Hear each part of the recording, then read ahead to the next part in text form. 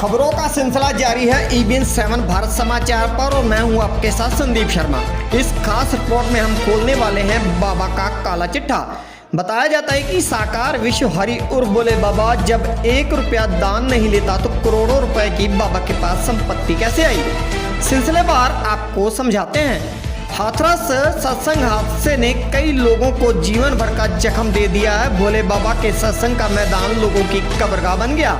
हादसे के बाद से ही स्वयंभू भोले बाबा फरार हैं। अब भोले बाबा की संपत्ति पर बड़ी जानकारी सामने आई है। मीडिया रिपोर्ट्स और भोले बाबा के आश्रमों चैरिटेबल ट्रस्ट के आधार पर संपत्ति का आकलन किया गया है। बाबा के यूपी के कई जिलों में बड़े और भव्य आलीशान आश्रम हैं। ट्रस्ट के नाम पर मैनपुरी, कासगंज, आगरा, कानपुर और ग्वालियर में कई बड़े आश्रम हैं। रिपोर्ट्स में दावा किया जा रहा है कि बाबा के पास 100 करोड़ रुपए से ज़्यादा की चल और अचल संपत्ति है।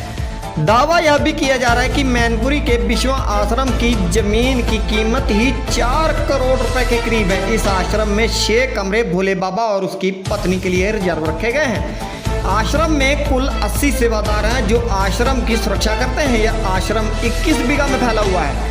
खुद लाखों की टोयोटा फॉर्च्यूनर से चलने वाले भोले बाबा के काफिले में 25 से 30 लग्जरी कारें रहती हैं। मैनपुरी का यह आश्रम बाबा के नाम नहीं है, इसे राम कुटीर चैरिटेबल ट्रस्ट नाम से बनवाया गया है और कहा जा रहा है कि 200 लोगों ने इसके लिए दान किया है। आश्रम में सबसे ज़्यादा दान 2.5 लाख रुपए और सबसे कम दाम 10,000 रुपये बताया गया है। खबरों के मुताबिक अब यूपी का राजस्व विभाग इस जमीन की जांच कर रही है और आश्रम के सामने 50 बीघा जमीन भी भोले बाबा ने लीज पर ले रखी है।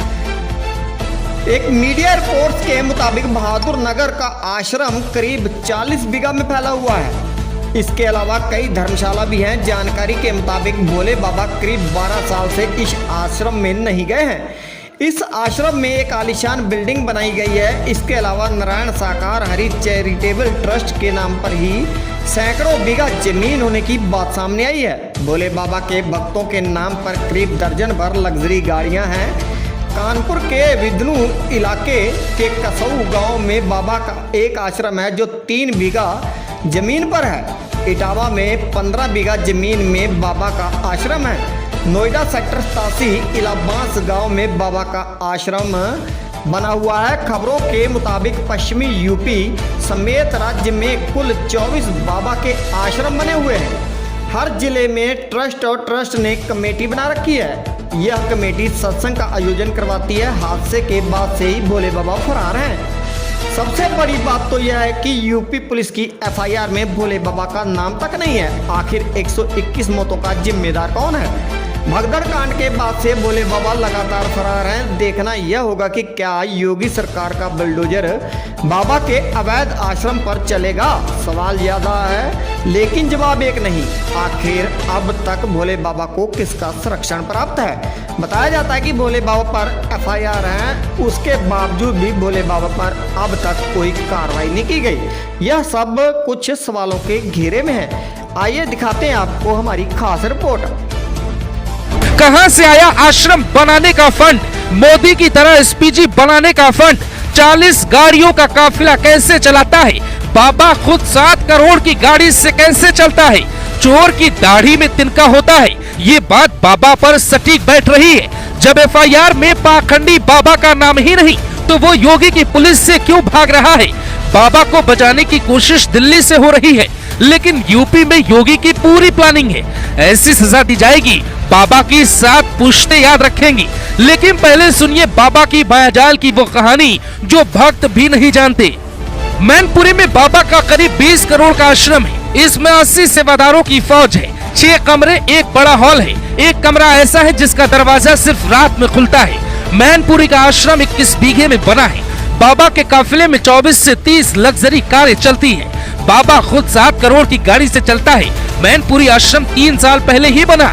पश्चिम यूपी में कुल 24 आश्रम हैं। सभी आश्रम ट्रस्ट के नाम हैं। दान के पैसे से बनाए गए हैं। बाबा कानूनी दाव पेच को समझता है, इसीलिए सरकार को ठोस एक्शन लेना पड़ेगा।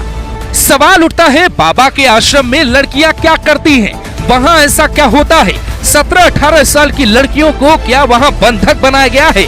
बाबा की काली दुनिया का अंधेरा छटने वाला है। अगर योगी सरकार पर कोई दबाव है तो भी बाबा का अंत तय है। वो कैसे होगा सब जानते हैं। खबर है कि योगी सरकार 28 बुलडोजर एक साथ भेजने वाली है। 24 बाबा के आश्रम पर एक साथ कार्रवाई शुरू होगी और 4 बुलडोजर बाबा के उस शीश महल की खुदाई कर सकते हैं जहां बहुत राज दफन है। कहा जा रहा है कि मैनपुरी आश्रम में मिलने को कुछ भी मिल सकता है। राम रहीम के आश्रम की खुदाई के बाद नरकंकाल मिले थे, तो क्या पाखंडी बाबा के आश्रम में कुछ ऐसा मिल सकता है?